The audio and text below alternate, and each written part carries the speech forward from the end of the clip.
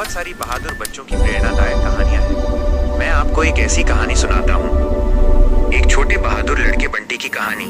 एक छोटे से गांव में बंटी नाम का एक लड़का रहता था।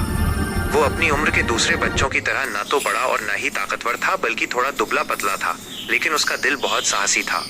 एक दिन गांव में एक विशाल अजगर घुस आया। अजगर को देखकर सभी गांव वाले डरकर इधर उधर भागने लगे और दहशत फैल गई। अजगर किसी को भी नुकसान पहुंचा सकता था।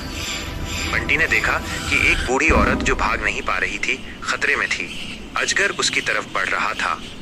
बंटी ने बिना अपनी जान की परवाह किए तुरंत उस बूढ़ी औरत की मदद करने का फैसला किया। वो तेजी से बूढ़ी औरत के पास गया और उसे पकड़कर वहां से दूर भागने लगा। अजगर ने उन दोनों को भागते हुए देखा और उनका पीछा करना शुरू कर दिया।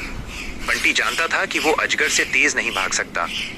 अब केवल एक ही रास्ता था, माइनस लड़ना। उसने हिम्मत की, पीछे मुड़ा और जमीन से एक छड़ी उठाई।